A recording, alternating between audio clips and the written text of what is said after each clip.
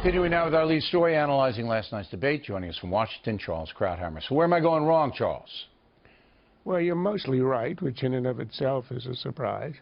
And actually his high point was something that you didn't mention, but his reference to Lincoln. That was essentially a play on the Lloyd Benson line.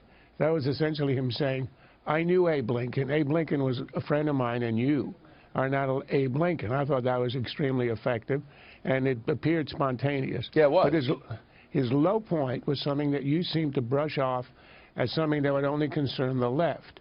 When you look at your opponent and you threaten to put your opponent in jail, you have gone way over the line of political decency in this country.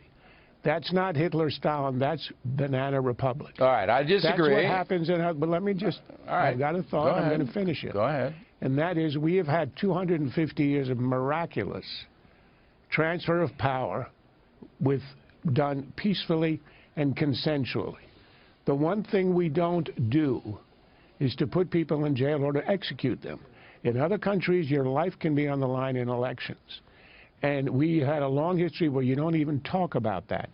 The breach of that etiquette of talking about, I'm going to personally order a special prosecutor. Incidentally, the law wouldn't even allow that.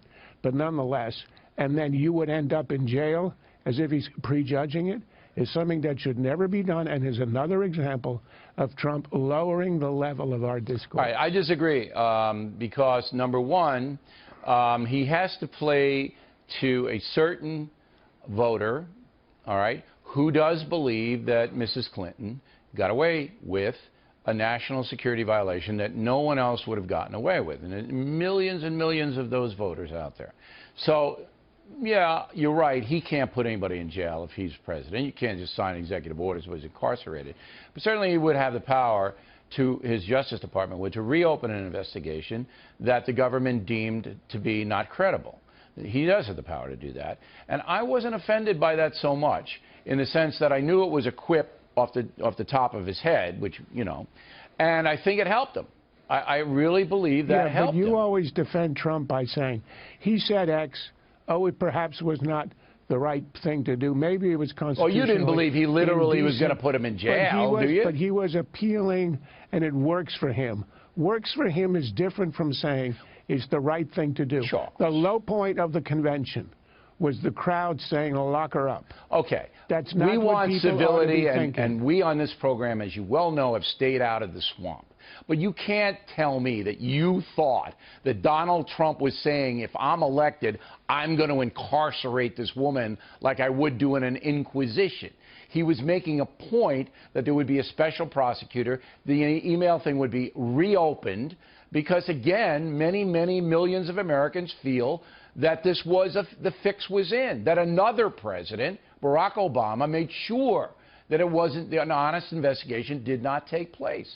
So I hope we have a tradition in this country of honest investigations, and that's how I took it. Look, one of the presidents that we retroactively revere is Gerald Ford, in a situation with Nixon, who was clearly guilty.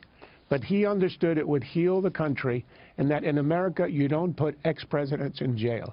It cost him the presidency, which makes it a profile in courage.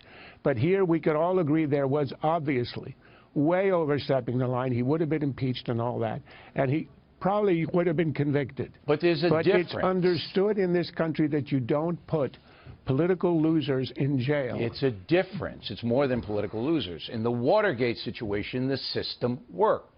All right? The investigation led to wrongdoing on the part of Richard Milhous Nixon. All right? Now, what Ford did, and I support that as a historian, you're absolutely right. He said, it doesn't get us any further as a nation to punish this man. So I'm going to pardon him. But this is different because this investigation, and there's a lot of evidence to point to this, was a fraud. It was a fraud because of politics. So if Trump's going to go in and say, I want an honest investigation, if I'm elected, I'm going to see it happens, I don't think that's a cheap shot thing. It's worse than a cheap shot thing. And you're probably right that it works with his base. And in one sense, you could say, yes, this is allowing the justice to go ahead. But the idea that you threaten your opponent with jail, and he used the word jail, I didn't, it, to me, is a breach of the decency of our system where we don't do that, All right. even where it might be warranted, as in the Nixon case. I will cede that there are two sides to this story, and I'm glad we had this debate because you'll see this nowhere else on television. Right. Hammer That's and why I'm O'Reilly. here. You will never see it. But I'm going to stick to my guns. I do not believe that was an honest investigation into Hillary Clinton's emails. And as an American citizen, I do not want the highest levels of our government, the President, the Attorney General, and the FBI, to be in the tank on an investigation of this import. And if I was President, I'd do the exact thing. Last word. Look, I understand the will to do that. I simply believe that there are certain limits to political discourse and to what you do to your opponent. And in this case, it was something that have you ever heard a presidential candidate ever threatening another with that kind of legal, and he's done it with others.